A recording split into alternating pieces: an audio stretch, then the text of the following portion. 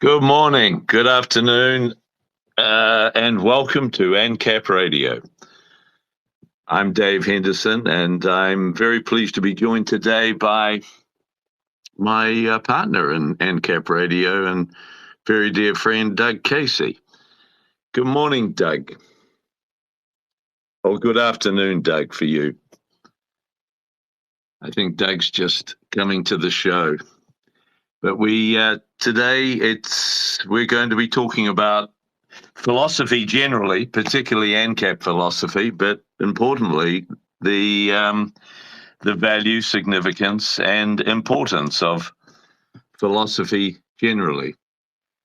And unfortunately, I'm not equipped with my usual co-host here, Adam, who is unfortunately away for the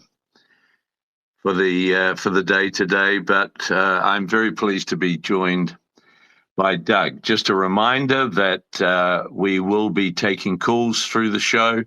Keen to hear your views on philosophy, keen to hear how significant philosophy is for you. And of course, we also want to remind you that we are running our Guy Fawkes Award for the month of February. We're looking for nominations for a person that you think is very worthy of that award, someone who has been very active in either triumphing in a scrap with the state or pushing back actively against the state. There's a prize of $1,000 of Bitcoin for at stake here for the $800 for the person who is the successful nominee and $200 for the nominator. So we'd be very keen to get your nominations in for our Guy Fawkes Award.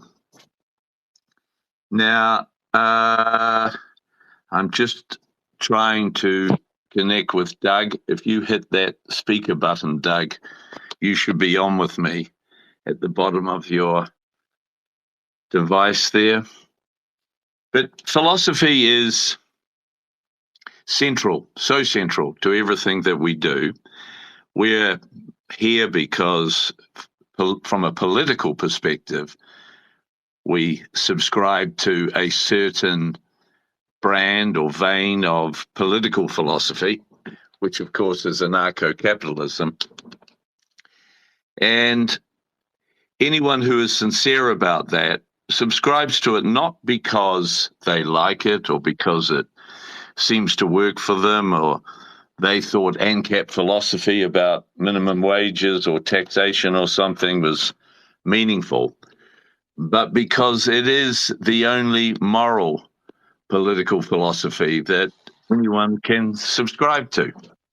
And I'm sure you'd agree with me, Doug, that you're not here because you like AnCap philosophy, though no doubt you do, but more importantly, because it's morally sound. Dave, can you actually hear me? Yeah, I can. I've got you loud and clear, Doug. Okay. This is working, and we certainly can't blame Elon Musk for conspiring against us because I think, generally speaking, more than generally, Elon is on our side of the barricades. Anyway. Yeah. No, that's very much the case, isn't it? And let's hope that he's got an ever-evolving philosophy and he starts to understand more and more the significance of freedom and personal responsibility. And he certainly is a ridiculously strong advocate of free speech. Yeah, he really is. His philosophy is evolving as opposed to devolving. So I'm very pleased with Elon.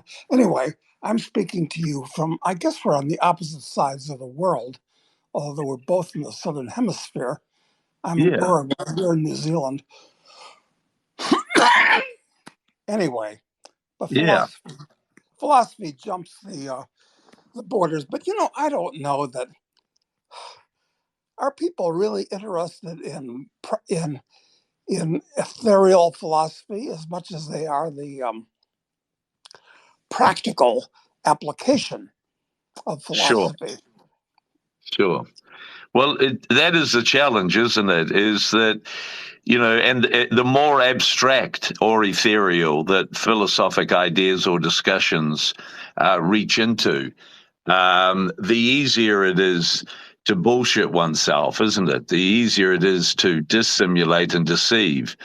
And which has always been my struggle with organized religion, is that it recognizes the fact that people do have a yearning to understand how the world works, to understand, some real basic metaphysical ideas.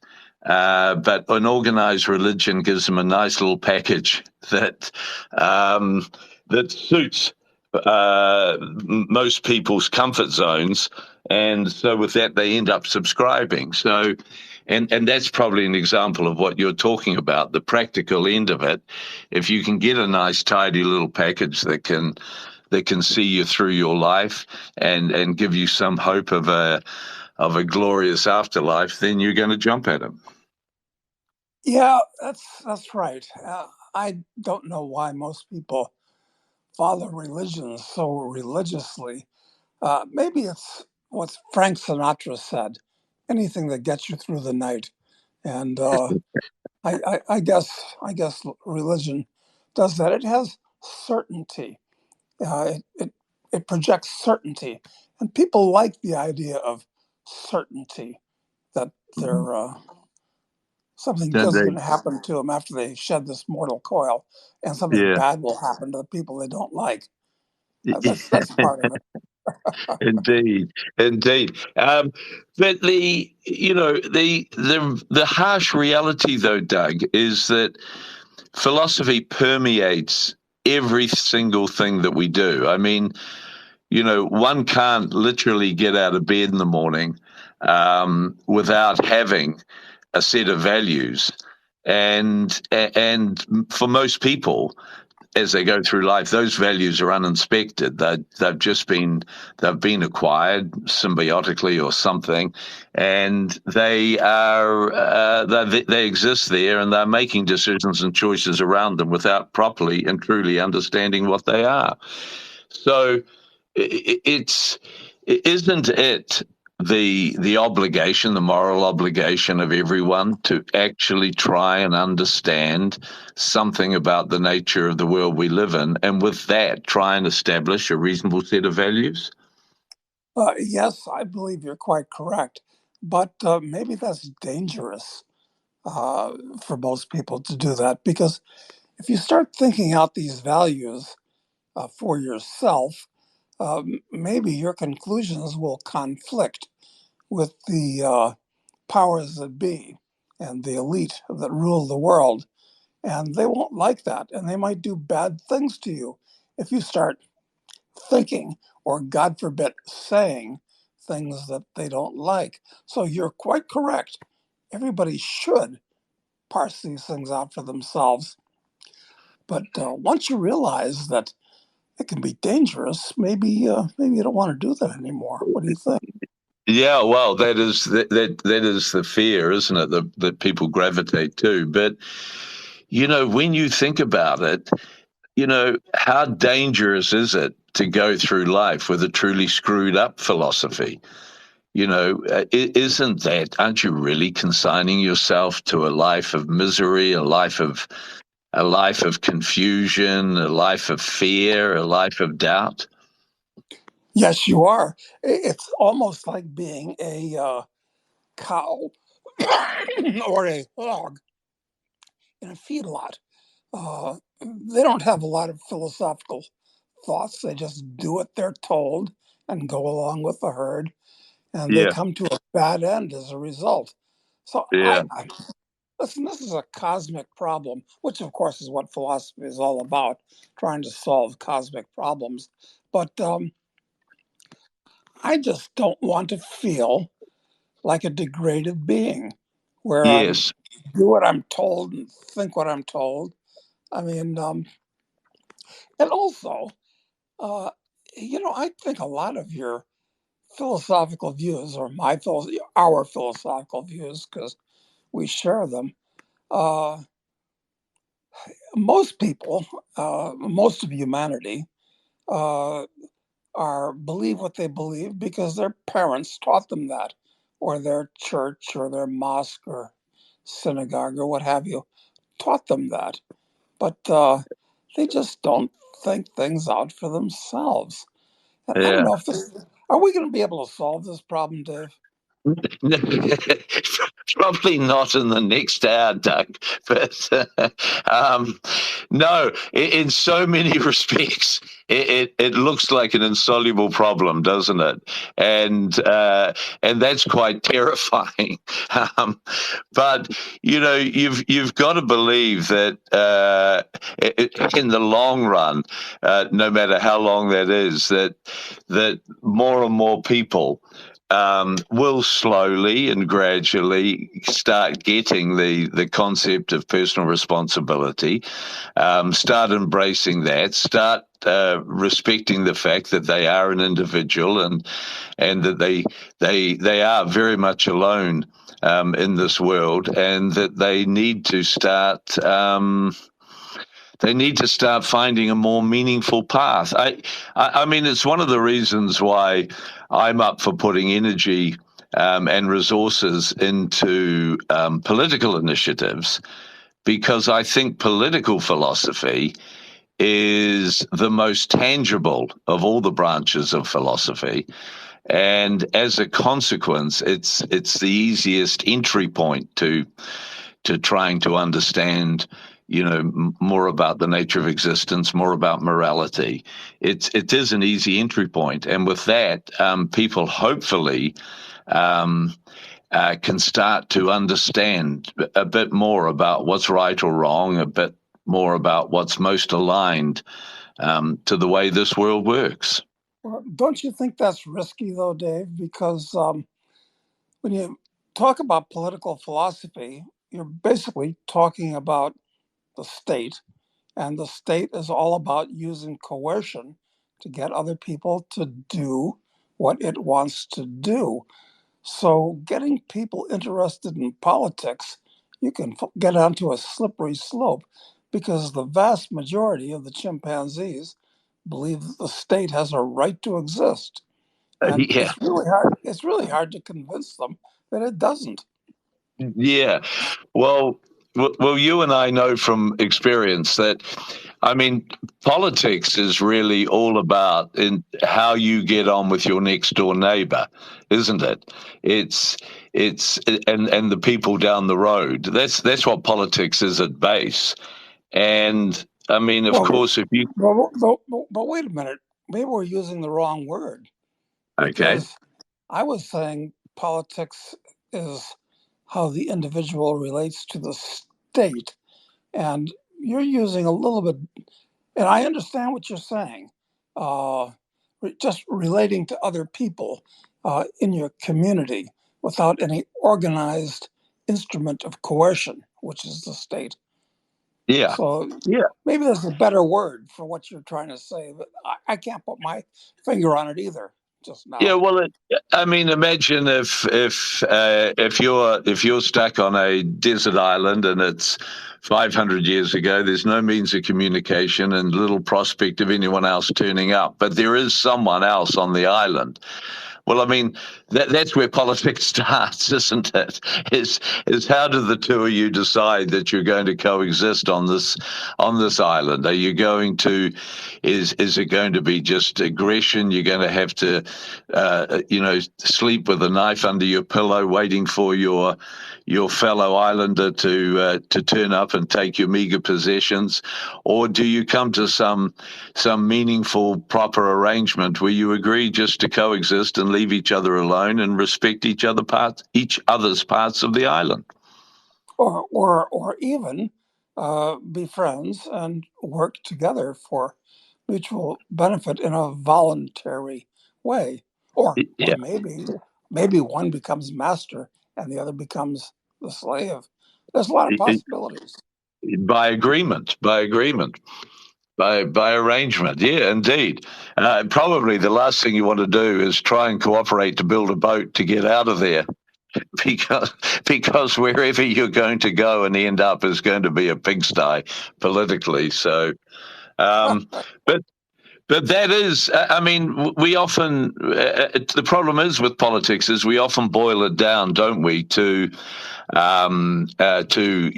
party A is better than party B, so I'm going to support party A, and taxation shouldn't be 33%, it should be 26%, and those meaningless discussions, which means that in a way you end up completely validating, firstly, the existence of the state, and B, its coercive powers.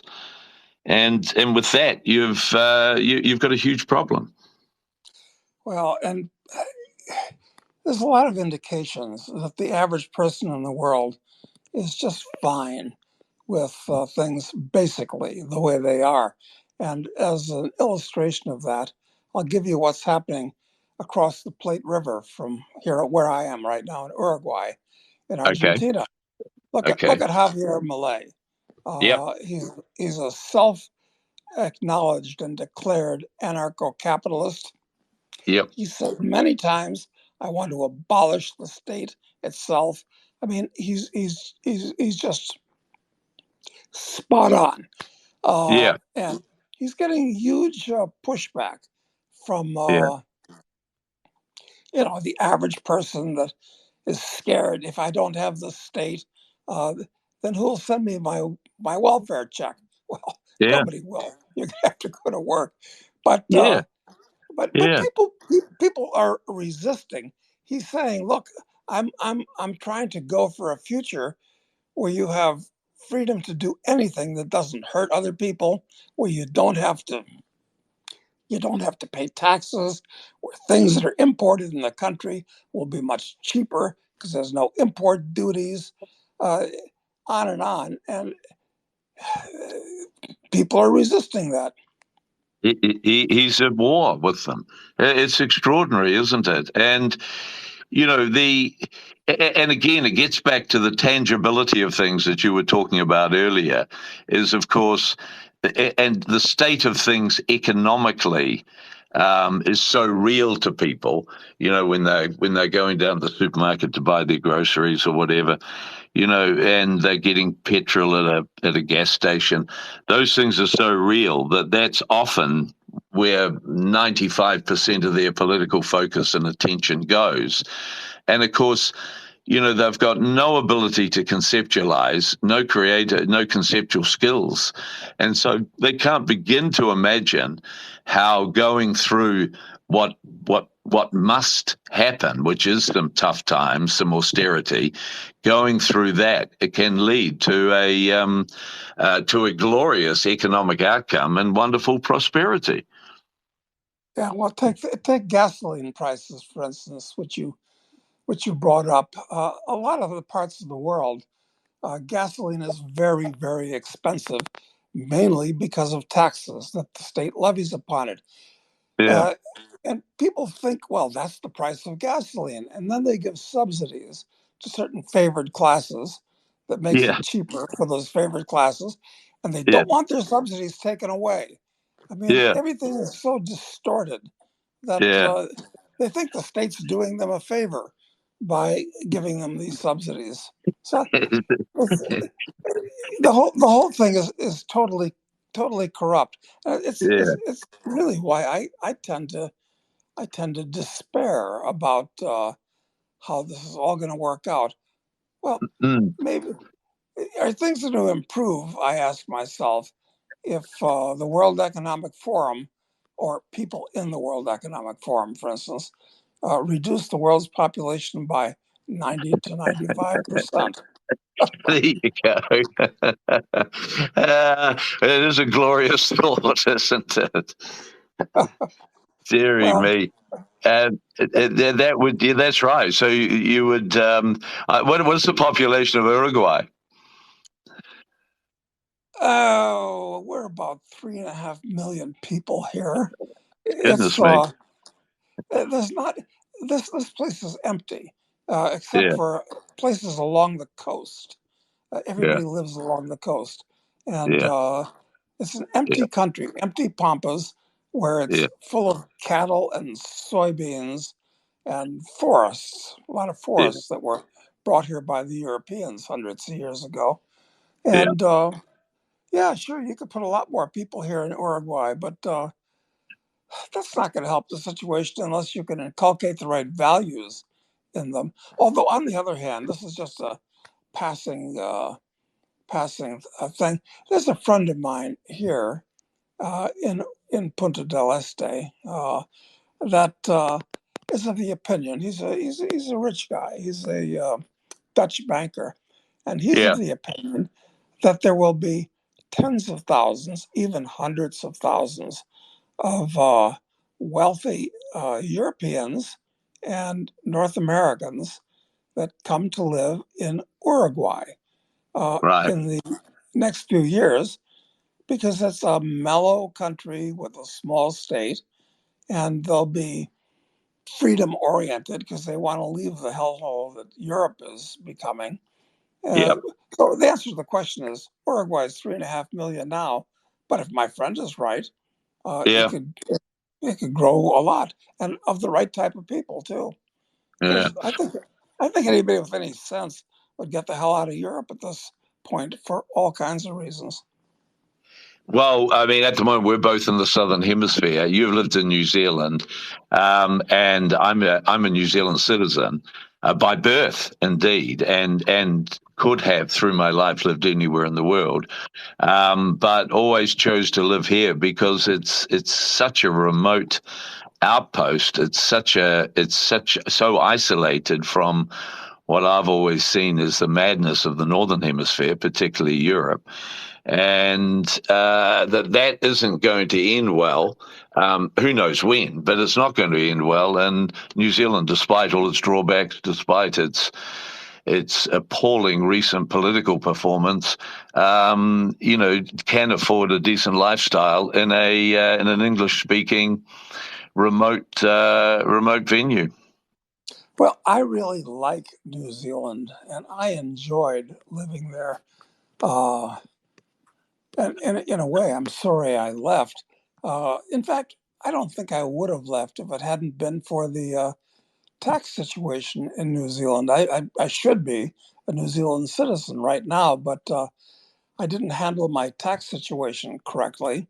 Uh, Uh, if you come to New Zealand and you have meaningful assets, before you become a landed immigrant, yeah, you have to put them in a trust. Otherwise, you suffer really yeah, onerous tax yeah, consequences. yeah, So I yeah, so I yeah. moved to yeah. And Unfortunately, go ahead. yeah, no, it is unfortunate. No, you increased the anarcho-capitalist population by about 50% when you arrived, Doug. So and obviously consequentially suffered terribly when you left. Uh, but anyway, I'm trying to fly the flag proudly here. Yeah, well, it's like any venue, isn't it? It's the tax situation, the tax obligations are just going, generally speaking, in one direction, even though from time to time there looks like there has been some respite, or as you just pointed out with gasoline, some favor afforded to one or more groups of people by cutting gasoline tax. Um, Apparently, that's really what the German farmers are whining about. It's that the state is trying to take away some of the rebates that they're given, so that I know. there's special privileges. It's not like they're asking for a free market because these farmers in Europe, everywhere in the world, frankly, Yeah, but they yeah. get billions and billions of dollars of state subsidies, and they don't want their doggy balls broken. So on No, the one hand, I think maybe these I'd like to think, oh, these farmers are free market oriented and they want to smash the state because they're yeah. freedom oriented. But no, they just don't want their doggy dishes broken. No, I mean, it is so sad because you do open up one newspaper or another and you see these protests and you see tractors clogging town centers and city centers, and for a moment you're cheering them on, but then you realize the real essence of their argument is that their subsidies are being threatened, and they ain't going to let that happen without a fight. If only they would fight as much as we were talking about for in somewhere like Argentina for just completely freeing up the marketplace and just letting prosperity reign. Doug, just remind our listeners that you're listening to AnCap Radio. I'm Dave Henderson. I'm here with my dear friend Doug Casey. We're talking about philosophy generally, but obviously particularly political philosophy and AnCap philosophy. We're going to be opening up to your calls. If there is any of our listeners that have a question they want to pose to Doug or myself about philosophy or reflect on their own, the importance they place on philosophy and the journey they've been on to clean up and straighten up their philosophy, we're very keen to hear from them. So if you're interested, just tap on whatever they tap on. Doug, I'm hopeless. I'm at knowing what one does, but we fortunately have a producer on our show who's on the case and is not as technophobic or techno-foolish as you and I. So if you do have a question for Doug or myself, please just feel free to tap the button that you need to tap, and we will take your call. Oh, Doug, I was going to mention, Dave, one thing when you were talking about philosophy. It's funny. I no longer live in Aspen anymore for all kinds of reasons because I despise the People's Republic of Aspen, where I lived for 20 years, and right. and they despise me too.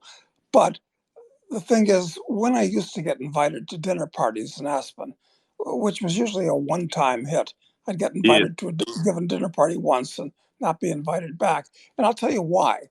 It's because so I'd be sitting next to somebody and we try to figure out what to talk about. Okay, I can do a couple of minutes on the weather and the Yeah. state of the roads. Okay, that's fine. But Right. so so so then I might say to the person sitting next to me, "So, what do you think about philosophy? You like to talk about philosophy, the way the world works?" And they say, "Yeah." Oh, listen, I'm big on philosophy. And Right. but in point of fact, what is philosophy?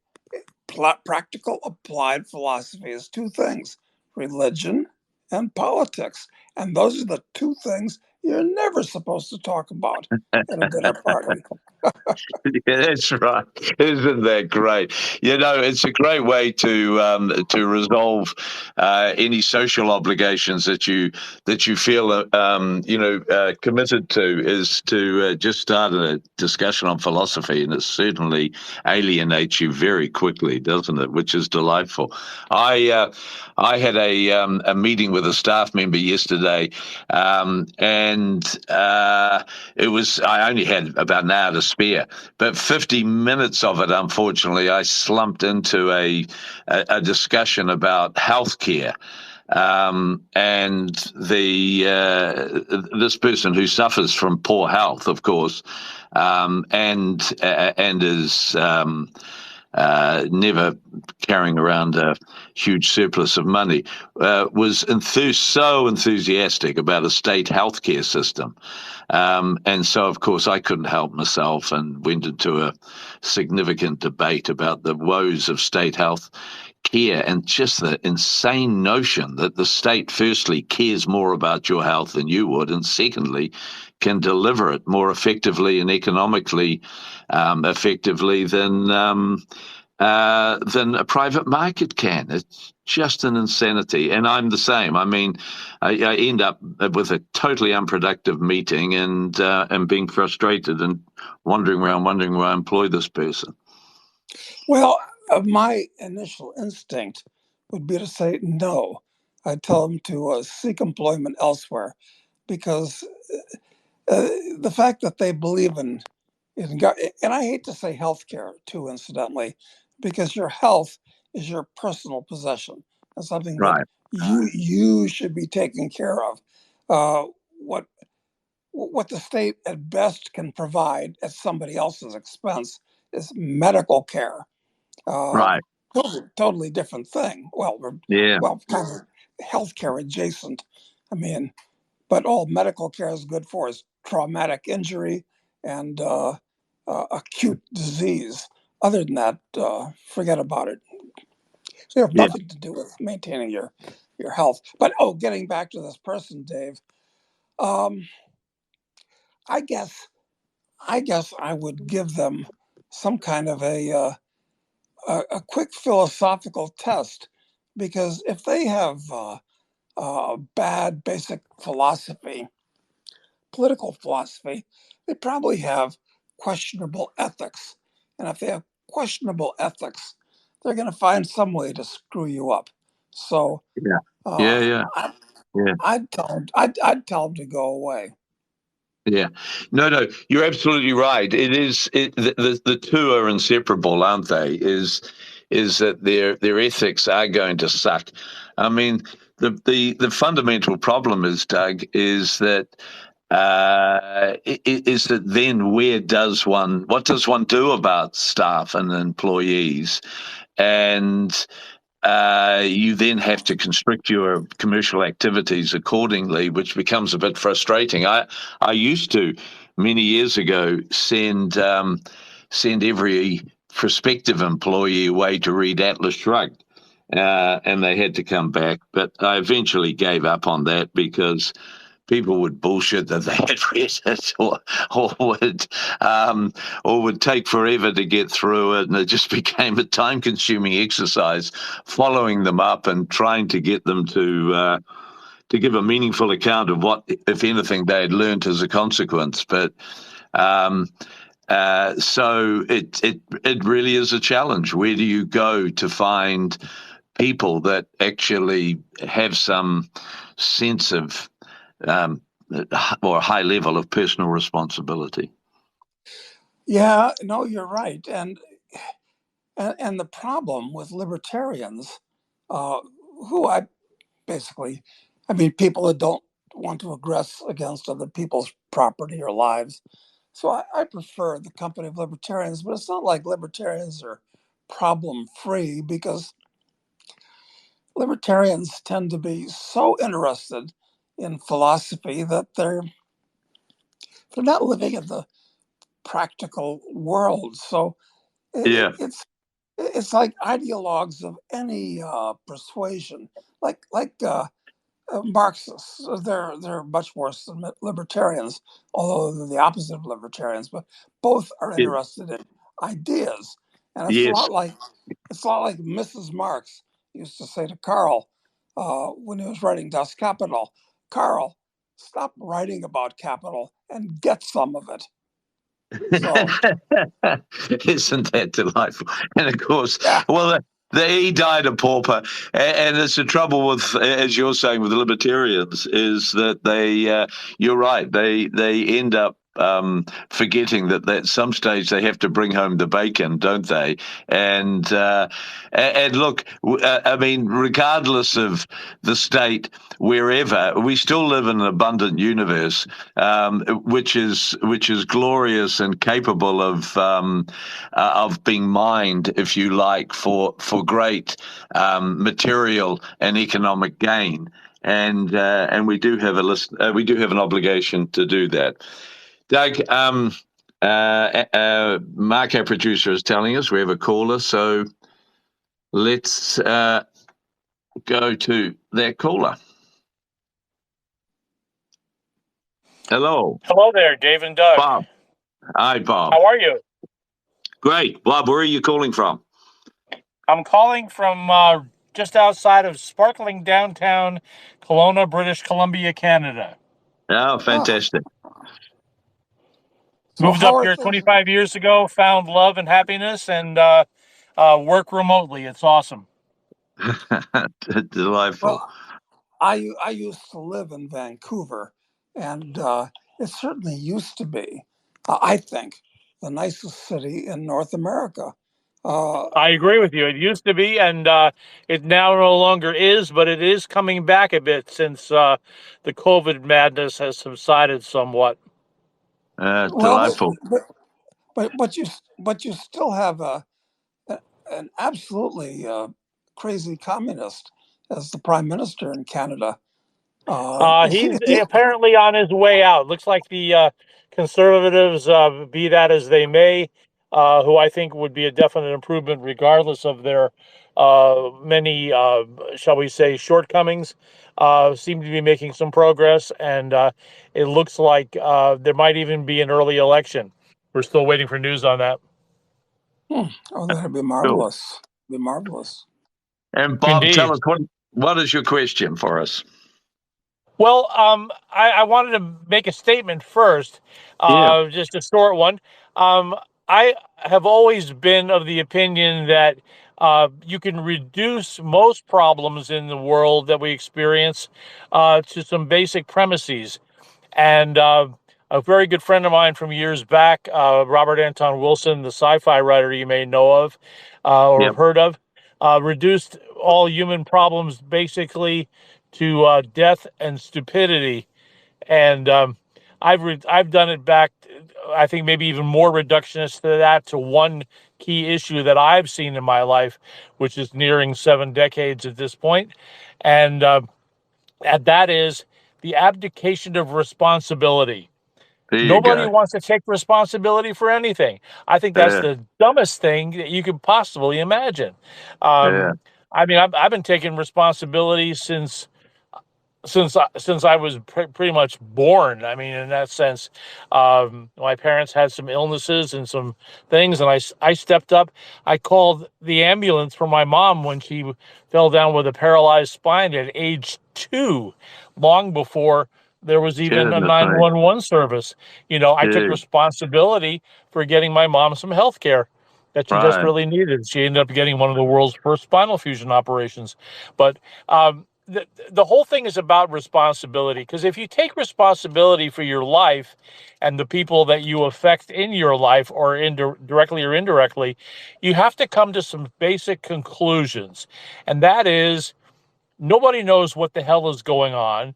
There are what we loosely call the powers that be, that obviously have some agendas, most of them hidden, and it behooves one to find out what the hell they are so you can prepare accordingly. And Yeah, that's what I've been doing most all of my life, and mostly successfully, sometimes unsuccessfully. But you keep getting back up to fight the good battle the next day, and whenever you need to do that. But I want to really thank you guys for putting this AnCap radio out there for people. So I think it's a really valuable resource. There are a number of things happening this year, especially. Uh, Metaphysical and otherwise, physical and everything else, uh, that I think are going to affect things radically, including upsetting a lot of apple carts out there. right. Everything ranging from politics to finances to the WEF to all sorts of things, and even the upcoming eclipses are coming, which have known to have actually a scientific effect on tides and various other things. Um, Yeah, but this is going to be a real, SHTF year. yeah, Not that it won't be further down the pike, but yeah. I think it's a good year to. I mean, I love the Chinese ideograms for crisis and opportunity are essentially, one and the same. So Sure. I couldn't be happier to be alive at this point in time. There are challenges above and beyond what anybody can probably imagine coming down the pike right now. But it's great to have you guys as a resource, and and knowing what's going on in the world. I'm curious if you're putting together anything else besides just AnCap Radio and Doug Casey, your Take series and other things, for people wanting to do things collectively of a like mind, as we say. Bob, thank you. Yeah, we've got big plans for this radio concept, which we've been largely testing out on Twitter Spaces and getting going. But we recently got our website launched, and we're working very hard on expanding that and making it a general repository for this political philosophy. And Wonderful. we're working on our own, creating our own app, which will enable us to do 24/7 talkback radio with a whole variety of hosts. Great idea. I was going to suggest that if you hadn't thought of it yourselves. I'm glad to hear you have. Yeah, and I mean, of course, when you're designing an app, when you're trying to do anything on the internet, you end up being reliant on a number of providers. And if you read the fine print in their terms and conditions, you realize that they all have the ability to terminate you very, very quickly if they don't like something that you're saying or have said. So we've been very cautious about working all that through so that we're completely independent. So I'm sure you know of Vince Kate down in Anguilla. No, what's the last name? Vince Kate, Cate. Okay, all right. Look him up post haste. Sure, no, sure will, Bob. I've been in tech for 40 years. I know most of the players. I've worked for most of the majors at some point in time. I used to work for Steve Jobs. I used to work for Bill Gates. I used to work for Larry Ellison. I haven't worked for anybody at Google, although Sergey Brin was a technical recruiting candidate of mine many years ago in 1998, dating myself here a bit. But if you guys need any up-to-date info on what's going on in the tech world, don't hesitate to ping me. I'm usually pretty plugged into that stuff.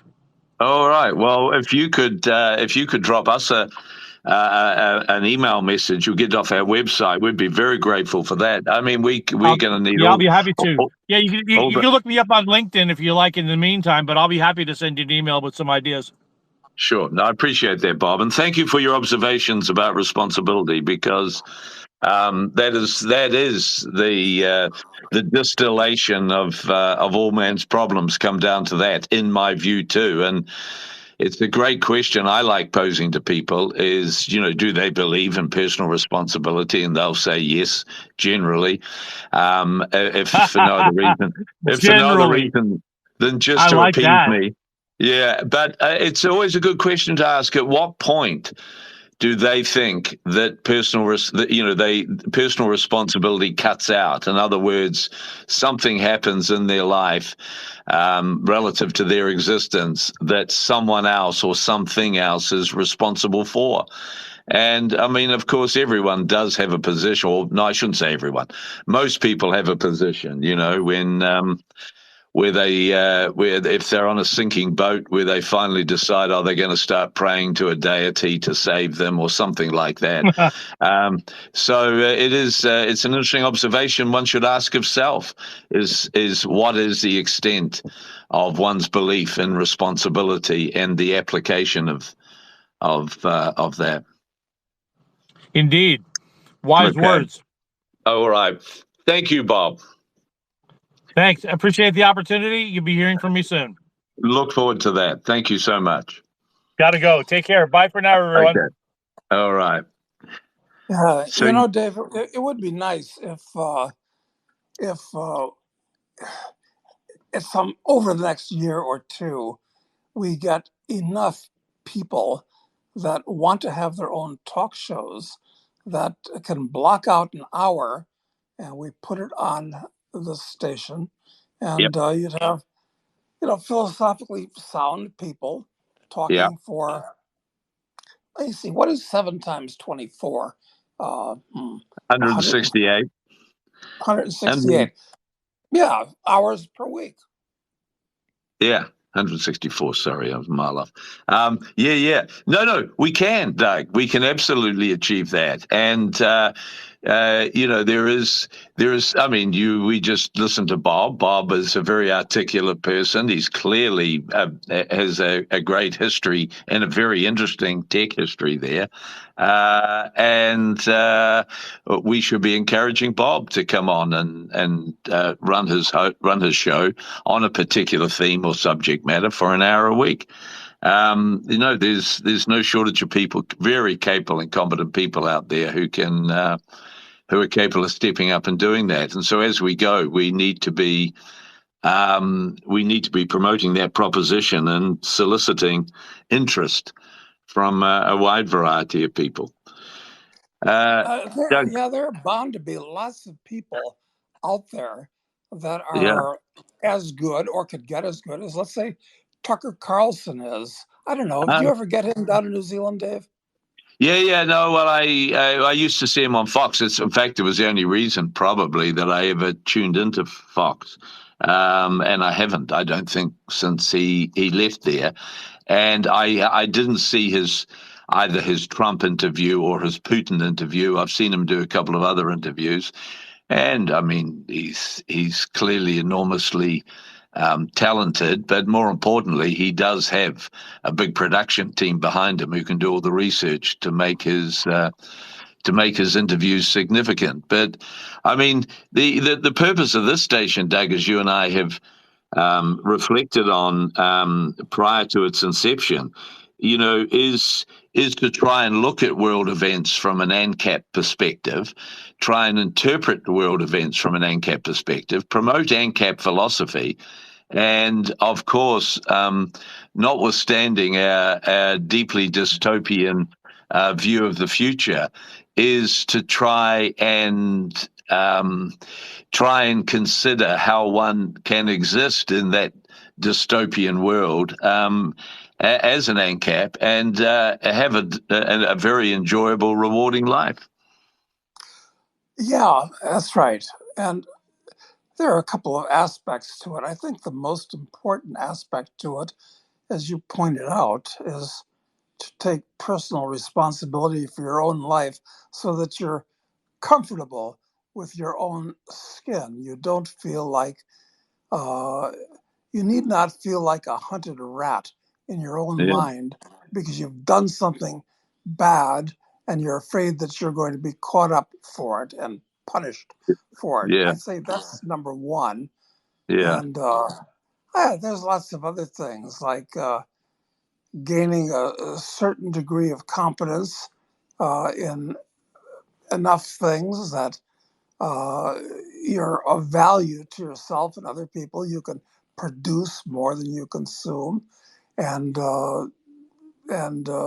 become wealthier, which insulates you from the bad things in the world. That's the main thing, to have money, of course. I mean, it adds to your comfort, which is important, but it insulates you to some degree from the bad things in the world, from the criminals that are, everywhere and, out there. And they are, and enormously active. And, I mean, what you're talking about is a sound set of values, a very basic and sound set of values, which is so critical, isn't it? And I mean, it should be something that when someone turns up at their first year of school at age 5, is that they are being taught, but we know they're being taught that their gender is fluid and they shouldn't rush into thinking who they are, and that the world owes them a living, and that the state will always be there to support them, and that's its role, and they really don't have to push themselves too hard. And I mean, as soon as you embrace any of those values, as soon as you accept any degree of avoidance of responsibility or belief that someone else is somehow responsible for things happening to you, you just set yourself up for the most miserable existence, don't you? And the most unrewarding one. Yeah, I completely agree. But how do we account for the fact that, at least it seems to me, that the world is going in the wrong direction, generally speaking? I mean, what's happening? What's happening to the great mass of people, just generally, that they're acting like crazy chimpanzees, not thoughtful humans at this point? Yeah. Well, it's a very important question to ask, isn't it, Doug? And it's a very important inquiry that one should look into. Most importantly, to make sure one doesn't become one of them. Going off and embracing a whole bunch of mad propositions, mad political propositions, mad philosophic propositions. But it is a fascination, isn't it? And I'm constantly consumed by that inquiry, and I have to agree with our caller Bob that it gets back to a fundamental yearning people have to be able to avoid responsibility for their life and the hope that someone else can pick up the tab for their aspirations or for their screw-ups. Yeah, that's right. That's one of the things that is nice about being a little kid. You know that your mommy will come along and kiss it and make it better. And Yeah, when you get out into the world, you kind of wish you still had a mommy. And maybe that's why people kind of like the state, the idea yeah, of the state, because the state says, I'll be your mommy, I'll kiss it and make it better. yeah. You don't have to worry about anything with me around. Yeah, well, I mean, everyone is born. All kids are born socialists, aren't they? They have no ability to fend for themselves. They have no ability to produce and to look after their own welfare. So we all start life as socialists. And really, if one wants to have a hardline definition of adulthood, adulthood is when you're able to 100% take responsibility for all your choices. And the hard reality, Doug, is that when one looks around, very few people actually achieve adulthood. They carry a big part of that childhood through with them, hoping, as you're just describing, that someone's going to kiss things better and look after them. Yeah, that's actually quite correct. They've never grown out of being a little baby that needs to be fed and have their diapers changed and have everything provided for them by some magical entity, which when mommy's no longer around, well, the state's happy to step in. Yeah. Yeah, And the great myth of it, is that somehow they're going to achieve, it's a hackneyed term, but they're going to achieve this high degree of happiness and they're going to achieve some satisfaction as a consequence of, being looked after. But, it's such a repugnant proposition. And, I mean, I can reflect on tough times I've had in my life. And the greatest comfort I've ever had through those tough times is the knowledge that I caused them in some significant way, and that I can solve them, and only I can solve them. And I think that's always a wonderful a value to be able to reflect on. And just the notion that I'd be hoping someone else fixes it is just appalling. yeah, you're right. And when something goes wrong, uh, we always like to find somebody else to blame for what went wrong. But wait a minute, if if you were stolen from by a bad actor, Yeah, uh, should we blame the thief? Well, yeah, I guess you can blame it for having stolen. But then again, you have to ask yourself, wait a minute, why didn't I diagnose the fact that this guy was a bad character and would right, steal from me? So right. I'm really to blame for associating with the bad person and not Yeah, having thought it out that he was a bad person. yeah, yeah. In fact, Indeed. I was going to say one of the. Let me see if I can get this right. It's that the Japanese, if they break a relationship with somebody else, they don't like to talk about it. And the reason they don't like to talk about ex friends or ex associates is that it shows that they had the bad judgment to have associated with a There bad you go. person to start with. There you go. So There you go. Yeah. that's called taking personal responsibility for Yeah. something that went wrong. Yeah. Yeah. Yeah. No. Isn't it just, and I mean, we were talking about healthcare or medical care earlier on, and you rightly drew the distinction between the two concepts. And I mean, healthcare is a classic example because, particularly in Western worlds, one sort of grows up being told that, oh, you have a problem, you go to hospital, you have a problem, you go to the doctor.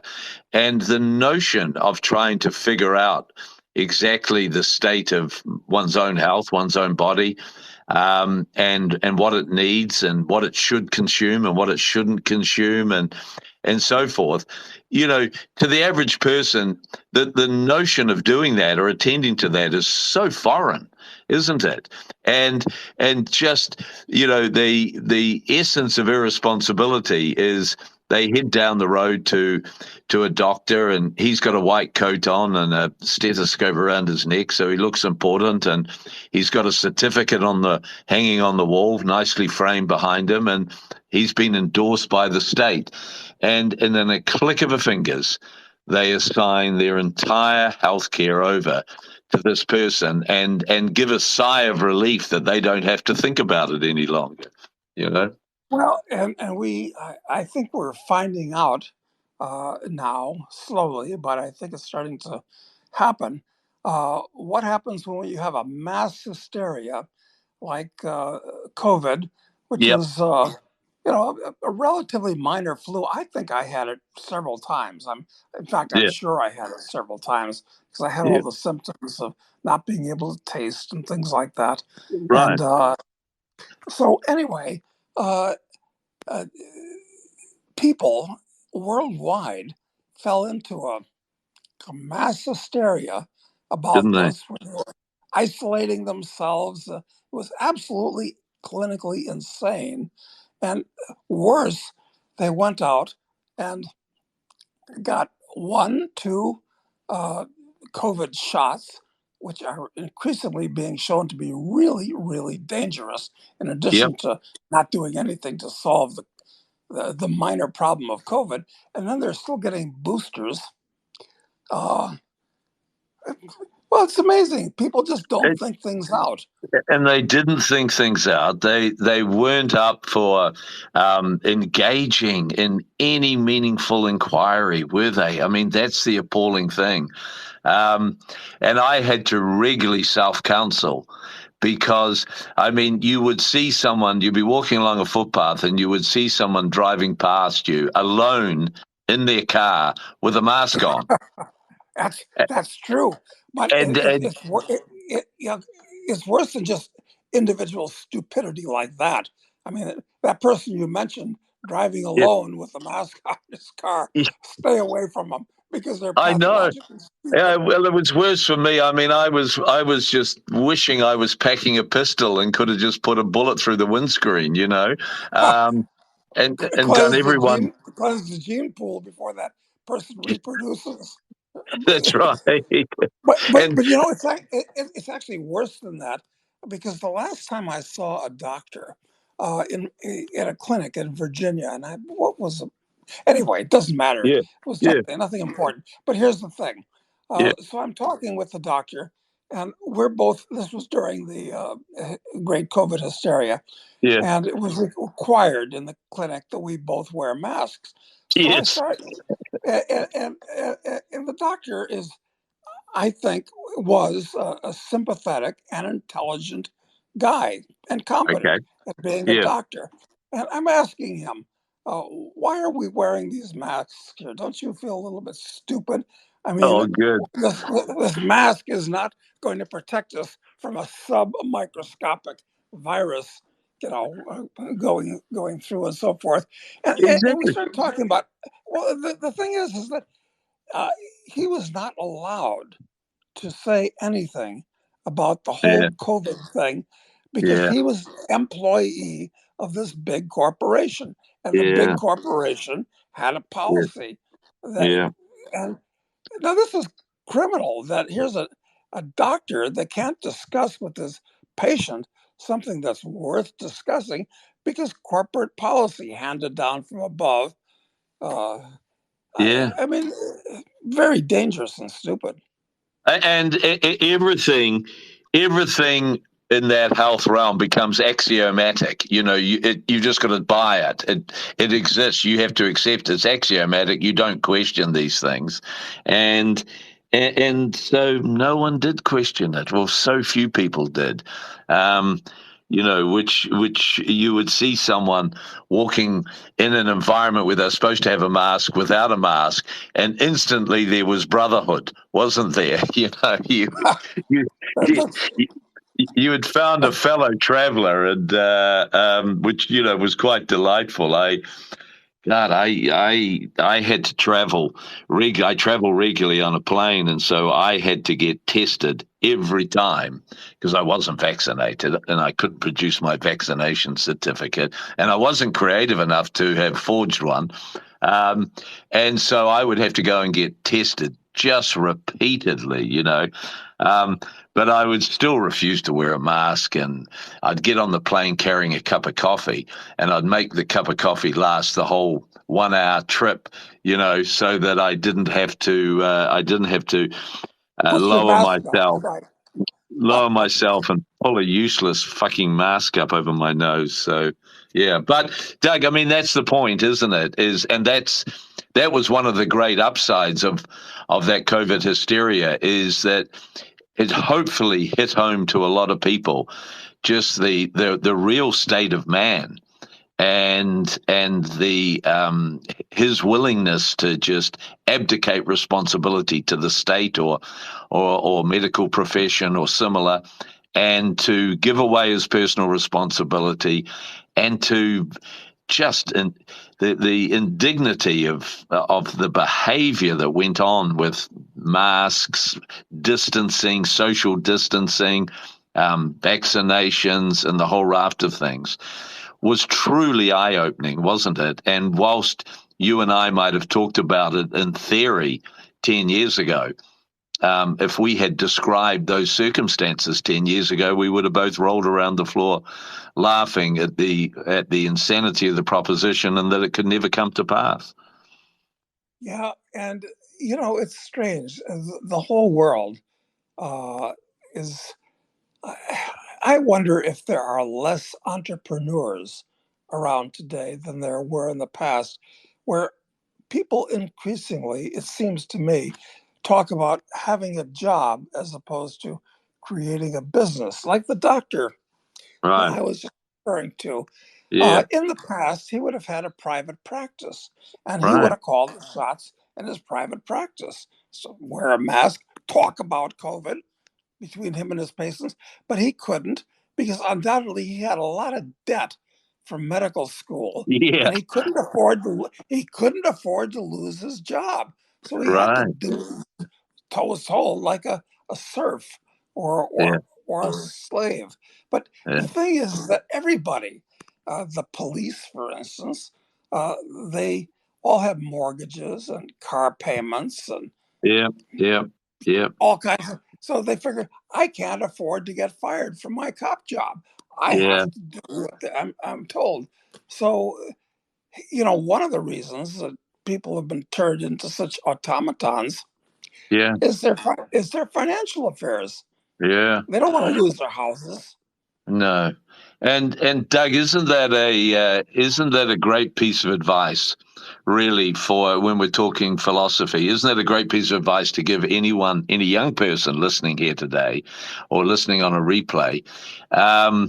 Is that they should be very, very conscious about falling into the trap of making all of these, we'll say, common commitments that end up just being this appalling trap for many, many years into their future, and that really shackle their free spirit and what should be their desire and lust for real understanding about life and about philosophy.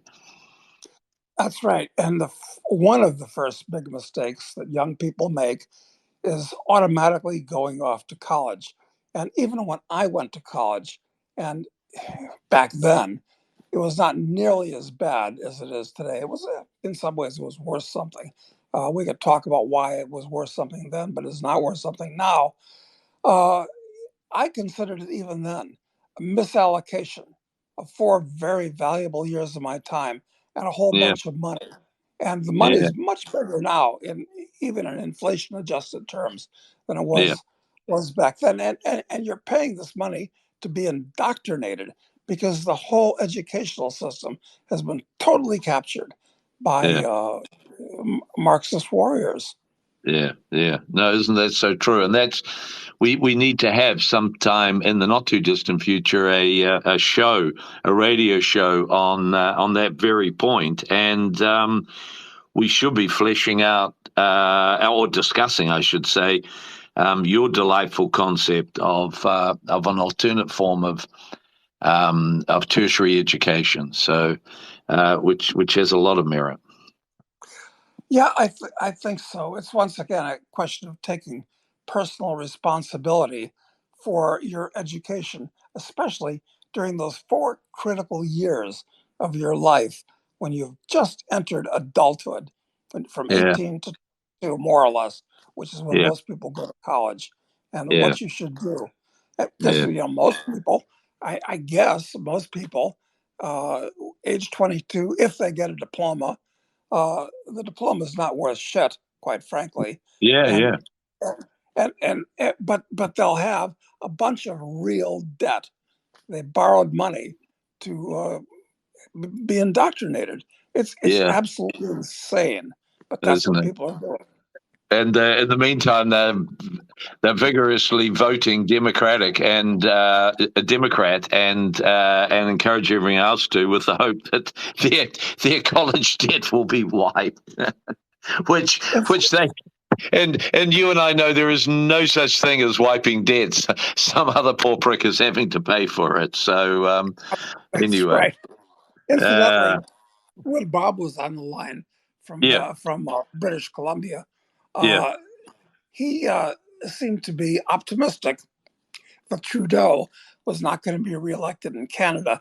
But right, speaking from New Zealand and observing at the distance where you are, do you have an opinion as to whether Trump well, I don't think Biden's going to run anyway. He's just, he's just too far gone, too decrepit, or the yeah. Democrat, whoever that is going to win. Do you have an opinion? Oh yeah, very much, Doug. Yeah, I agree with you. You just can't see how Biden can run, and I mean, if he does, it'd just be theatrically, it'll just be a sensation for us to sit back and watch. Um, and I mean, I imagine Trump's hoping like hell that Biden does run because it makes his track in there, it greases his track in there far more readily, but. Look, it's I would believe that Trump has a great chance of winning, um, and you and I know that it really doesn't matter a hell of a lot. But the thing that I enjoy about Trump, albeit from a distance, is the fact that he stirs up the establishment so much and stirs up liberals so much that it's so delightful and enjoyable to watch. But the real depressing thing for me, Doug, is, it shouldn't matter. Politics should be so incidental in our lives and so fundamentally irrelevant that we wouldn't really care who the hell was president. But, as the state grows and the state becomes more significant in everyone's lives, then, the partisanship of politics widens and people just become militant over whether their guy's going to get elected or not. Yeah, no, that's correct. And in the U.S., at least the way I see it, the red people and the blue people, uh, if they identify one way or another, basically hate each other. I think we're on the cusp of a civil war. Yeah, yeah, it has to be. And just as a matter of interest, Doug, so who do you pick at the moment? Who would you say is on for November? Well, I think that the Democrats, since they have control of the apparatus of the state now, and they have control of the big tech companies, and they Yeah. have control of the big media companies, Yeah. and they have control of academia. Uh, I think they will find really clever ways to cheat, if Yeah. nothing else.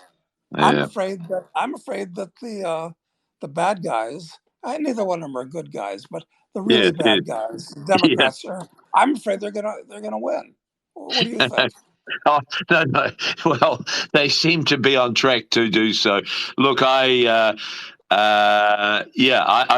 what you just gave then as an overview is a far more meaningful dissertation or analysis than anything I would give, and you're probably right.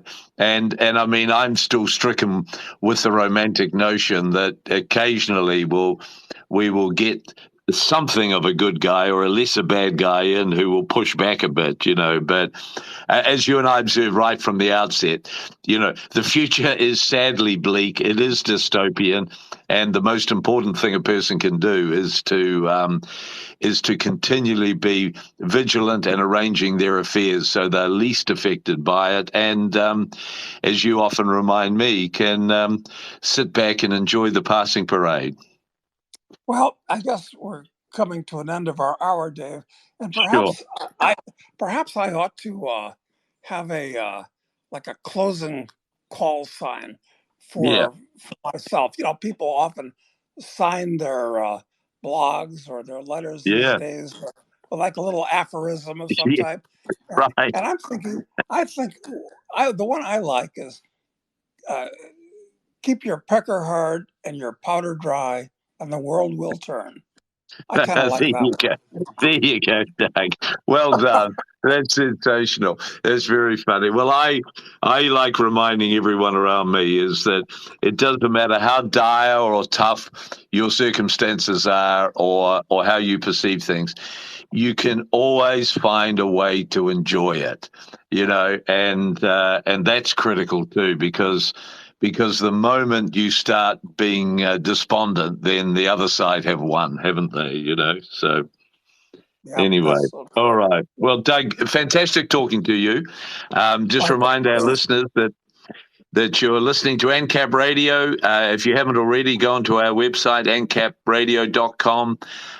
We've got recordings of all our shows, and as Doug and I discussed during this show, we're aspiring and working very hard to having our own app shortly, and having 24/7 continuous talkback with a whole range of hosts, but fundamentally promoting AnCap philosophy and dissecting the world and world events from a AnCap perspective, and hopefully with that being able to arm a lot of people, a lot of listeners who choose to tune in, hoping to arm them with some decent values and philosophic foundations from which they can employ in their day-to-day lives. So, thank you, Doug, and thank you to our listeners, and look forward to seeing you back this time next week. Thanks, Dave. Thanks, everybody. Okay.